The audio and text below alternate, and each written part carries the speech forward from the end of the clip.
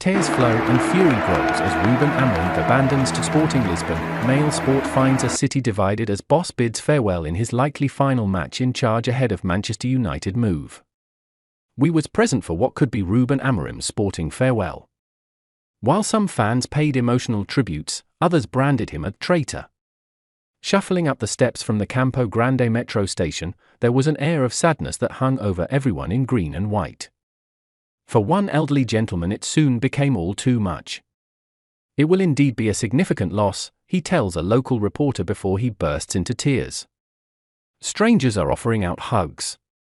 Down by the Bifana, a classic Portuguese sandwich, food trucks, arguments are breaking out about whether Amorim will face boos when he shows his face at the stadium. Earlier in the day at a supporters' bar, Amorim memorabilia is being taken down and hidden away. One bar manager even instructs her bartender to mute the television so as not to hear the word Manchester on the live broadcast anymore. Even without total confirmation of his departure come kick-off here, this League Cup match against Nacional was being treated as a day of mourning. It was too soon even for gallows humour when Mail Sport joked that the stress of Manchester United may well ruin Amorim's thick head of hair. Others were not so magnanimous in their words, furious with a man they were now labelling as a traitor. Anyone who abandons a project halfway through is not a man, he is a rat, one fan fumed to a friend as scarves adorned with his face spill out of a box on a nearby store. I hope that the man who spent weeks and weeks making the speeches he did does not run away like a rat. There were no discounts to the Amorim scarves or flags, €7.50 take it or leave it we were told. There should be some fresh ones in print ready for Sir Matt Busby Way in no time. This was a day where Amorim wanted to hide away, quickly realizing that the joviality with which he started the day was not shared by others and he needed to abandon the happy-go-lucky show. Mobbed in the early morning as he strolled along in a beige cardigan and an unkempt white shirt, he offered up a charming smile and would not be drawn on reports of his talks with Ineos Supremo Sir Dave Brailsford. Across the city, the short and sweet interview was playing on a loop to a despairing public. Sources here familiar with those talks detailed how Amorim was under no illusion that he wanted to be the next man to try and turn Manchester United around after they concluded. He headed for the sanctuary of the training ground by 10:05 a.m., protected from the camera flashes by the bus-tinted windows. And when he appeared at the stadium to lukewarm applause, it was his head bowed, not that of supporters, as he sheepishly shuffled out onto the pitch. Pacing up and down his technical area like a child waiting to hear the punishment from their parents, he gave the impression of a man desperate for this charade of a match, which few seemed to care about with large swathes of empty seats, to end. He paused often, taking sips from a nearby water bottle, but was not the animated character many here are accustomed to. With eyes burning a hole in the back of his head, he took up a crouched squatting position. By the time they opened the scoring early in the second half through Morten Hjulmand, there was barely a flicker of emotion. Embarrassment, perhaps the overriding one. Amorim wanted to shrug off. There are several factors that need to be analysed, commentator Mario Kajica told Mail Sport said passionately in the manager's defence.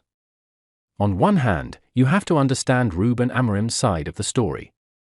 He has done a brilliant job at Sporting, perhaps the best coach in the club's last 70 years, and here he has a once-in-a opportunity to take over a major European team in a context identical to the one he found at Sporting, a team that is lost and needs direction.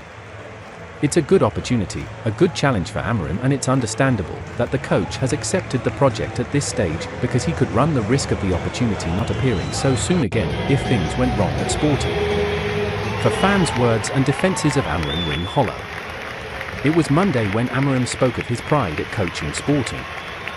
A determination to guide Sporting, who have won 9 games from 9, scoring 30 and conceding only 2, to a third league title under his watch.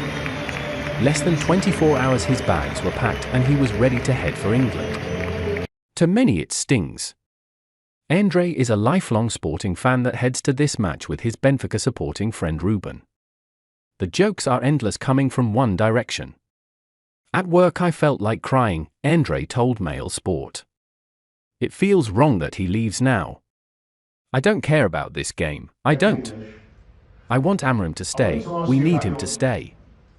Fred, a season ticket holder for more than 10 years, first jokes he won't speak because everything about England has ruined his mood. I am incredibly sad. The way he built this team, created this team, we just have to be happy he got to have a part in this story.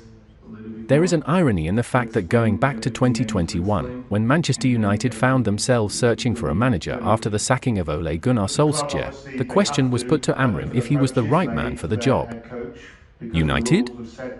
We are talking about rumours. My future is clear, he said that day. I don't know how many names were talked about, I don't give much importance. If you allow me the opinion, United should take Ten Hag later this week. It was something that would make me very happy.